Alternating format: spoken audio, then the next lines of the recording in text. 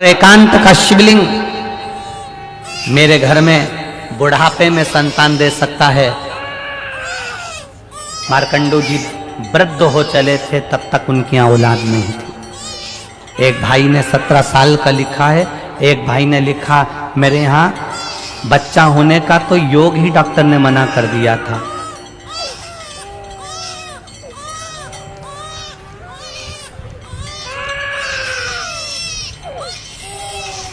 मैं समरी देवांगना पति राजेंद्र देवांगना तुलसीपुर निवासी हूँ। मेरा मोबाइल नंबर ये है। कहीं बैठे हैं आप ही हैं? दोनों हाथ हिला दो एक बार ऐसे। मैं समरी देवांगना पति राजेंद्र देवांगना तुलसीपुर निवासी हूँ। मेरा मोबाइल नंबर ये है। 10 साल से संतान का सुख नहीं था। संतान लाए हो साथ में? उसको थोड़ा सा ऊंचा कर दो। 10 साल से संतान का सुख नहीं था।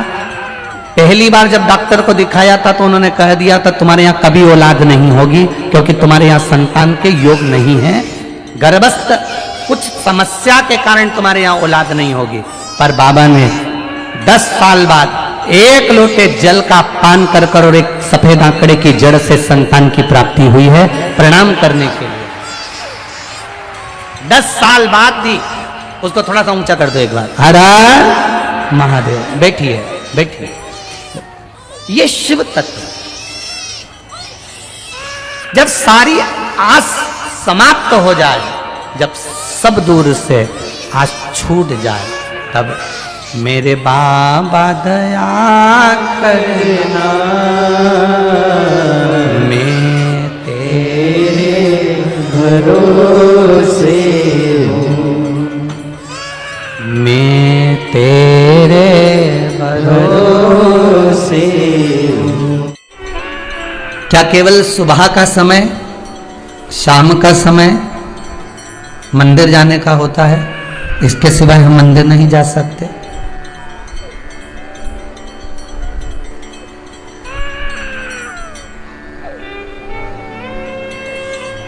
तो एक निवेदन आप सबसे कहूंगा, पहले तो मंदिर बताओ कि किस मंदिर में जाने की बात कर रहे हो।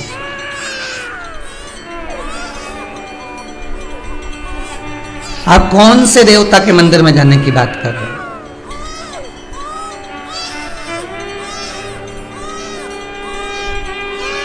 आप अगर राजा राम जी के मंदिर में जाने की बात कर रहे हो तो समय पर सुबह जाओ, शाम को जाओ, ठीक है? आप अगर भगवान कृष्ण के मंदिर में जाने की बात कर रहे हो तो सुबह जाओ, शाम को जाओ, जो समय लिखा है उस समय पहुंचो।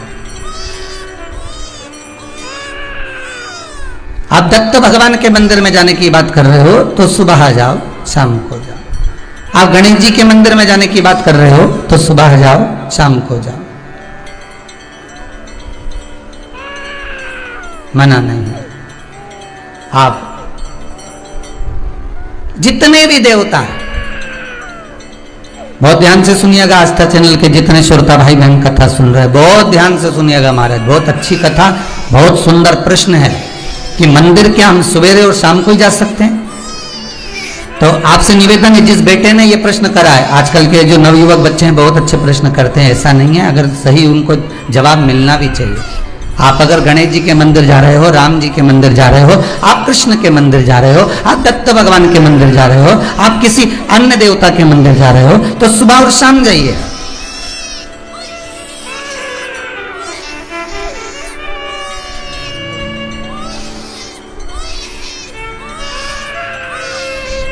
पर यदि आप शंकर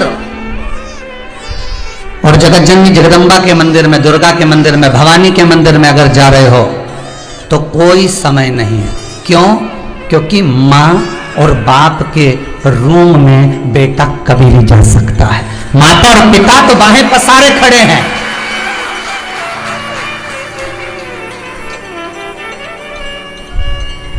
मेरे राम अयोध्या के राजा हैं। मेरे राम वन में विचरण भी करे हैं 14 वर्ष, पर मेरे राम अयोध्या के राजा बनकर बैठे हैं, तो राजसभा में एक समय की सीमा होती है कि राजा कब बैठेंगे और राजा से कब मिलना है। मेरे भगवान द्वारका के राजा है कृष्ण, ब्रज के राजा है मेरे बिहारी जी, मेरे राधा रमन लाल जी। एक समय सीमा है कि भगवान कब मिलेंगे, राजपाट में कब प्राप्त होंगे। दत्त भगवान गुरु हैं, साधक हैं, उपासक हैं। एक गुरु के पास, एक साधक के पास, एक उपासक के पास में समय देखकर जाना पड़ता है कि कहीं ये तब साधना में तो नहीं लगे।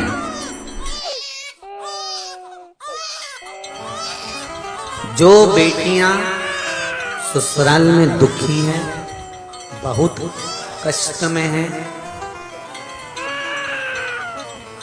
या आपस में समाज पति पत्नी का नहीं बन रहा है, या कोई विवादित वाली बात है, तो निवेदन है तलाक पर बात को लेकर मत जाना। एक बार बाबा देवादिदेव महादेव का एक भाव जरूर प्रकट करना। महाराज,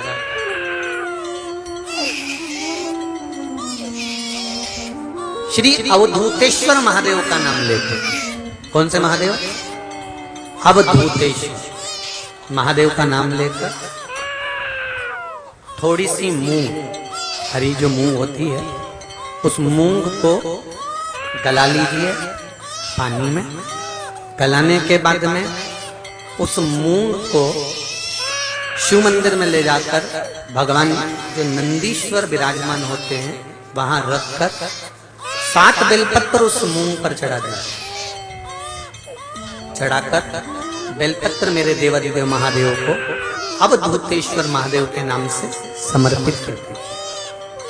वो मूंग उठाकर गौशाला में या आपके रोड पर कोई नंदी दिख जाए या गौशाला में कोई नंदीश्वर हो, तो उस नंदी को वो मूंग खिला दीजिए थोड़ी सी।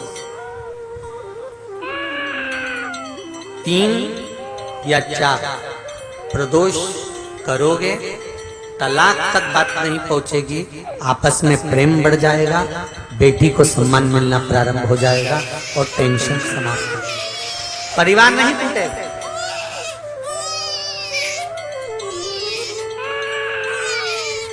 हमारे यहाँ तो मूंग का प्रयोग, जो हरी मूंग होती है, धना होता है, खड़ा धना, गुड़। ये जब घर में मंगल विवाह होता है, शादी होती है या कोई अच्छा फंक्शन होता है, तो उसमें इन चीजों की जरूरत होती है।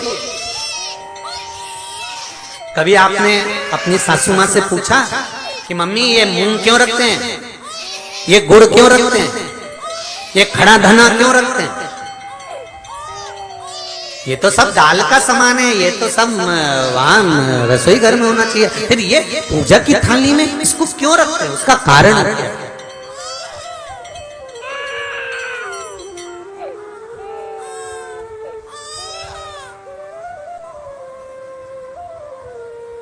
उसका कारण क्या है? कभी अपनी सासू माँ से पूछना, तो सासू माँ बताएगी